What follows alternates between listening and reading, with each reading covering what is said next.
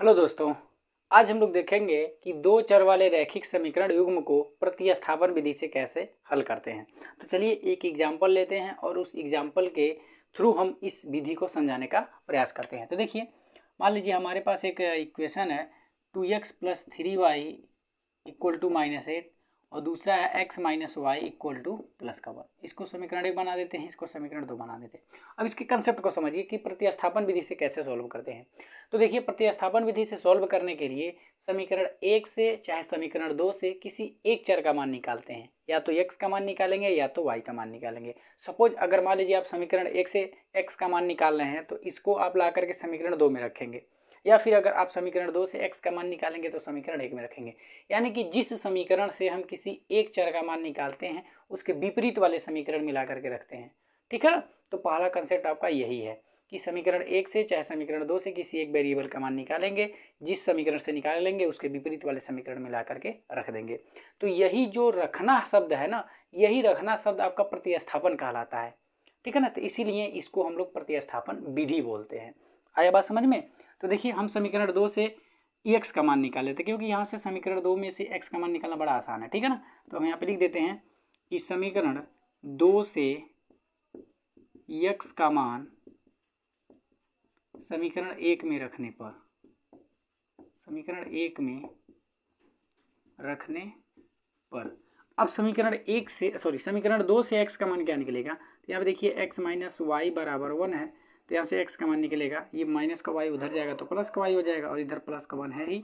ठीक है ना। तो इस तरह से देखिए x का मान निकल गया y + 1। अब यहाँ पे हम इसको समीकरण नंबर 3 बना सकते हैं, और यही मान किस में रखना है, समीकरण 1 में रखना है। तो समीकरण 1 देखिए यही है, तो यहाँ पे 2 है और फिर यहाँ पे x का मान देखिए यहाँ पे रखना है y + 1, और यहाँ पे फिर प्लस का 3y = -8।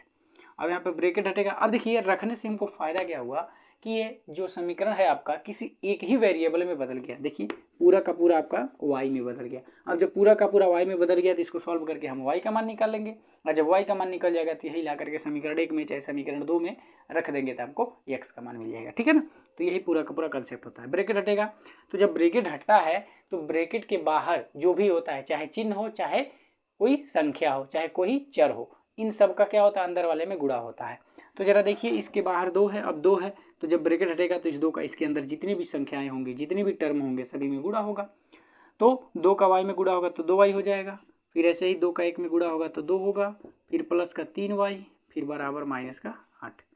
अब यहाँ पे देखिए 2y और 3y मिल करके 5y हो जाएगा, फिर प्लस 2 = -8। अब यहाँ से 5y, अब ये प्लस 2 उधर जाएगा तो -2 हो जाएगा, और इधर माइनस का 8 है। तो यहाँ पे हो गया आपका 5y = -10। अब हमको y का मान चाहिए तो 5 हटाना पड़ेगा, तो -10/5, तो y का मान निकल गया -2। अब जब y का मान निकल गया तो अब यही y का मान ला करके समीकरण 1 में चाहे 2 में, और यहाँ पे सबसे अच्छा है कि समीकरण 3 में रख देते हैं, तो x का मान आसानी से निकल जाएगा। ठीक है ना। तो यहाँ पे y का मान समीकरण 3 में रखने पर, तो जब समीकरण 3 में रखेंगे तो समीकरण 3 है आपका x = y + 1, तो y का मान रखना है -2, फिर +1, फिर x बराबर आ जाएगा -1। तो इस प्रकार देखिए x और y का मान निकल गया, तो x बराबर आया -1 और y बराबर आ गया -2। तो इस प्रकार देखिए, हमने इस समीकरण को प्रतिस्थापन विधि से सॉल्व किया। तो एक बार और फिर समझ लीजिए कि प्रतिस्थापन विधि में करते क्या है। प्रतिस्थापन विधि में समीकरण 1 से चाहे समीकरण 2 से किसी एक चर का मान निकालते हैं। अगर आप समीकरण 1 से x का चाहे y का मान निकालेंगे तो इसको समीकरण 2 में रखेंगे, या फिर अगर समीकरण 2 से x या y का मान निकालेंगे तो समीकरण 1 में रखेंगे। याद रखिए कि हमेशा विपरीत वाले समीकरण में रखते हैं, जिससे निकालेंगे उसी में नहीं रखते। अगर उसी में रख देंगे तो 0 आ जाएगा, किसका मान तब निकालेंगे। ठीक है ना। तो इस बात का ध्यान रखिएगा कि जब आप 1 से निकालें तो 2 में रखें, 2 से निकालें तो 1 में रखें। यही आप कंसेप्ट लगाइए। अब जब इस तरह से आप करते हैं तो किसी एक ही चर में पूरा का पूरा समीकरण आपका परिवर्तित हो जाता है। जब एक ही चर में परिवर्तित हो जाता है तो उसको सॉल्व करके उस चर का मान निकाल लेते हैं। अब जब उस चर का मान निकल जाता है तो समीकरण 1 में या 2 में रख देते हैं, तो जो आपका दूसरा चर बचा रहता है उसका मान निकल जाता है। यही पूरा का पूरा कंसेप्ट है।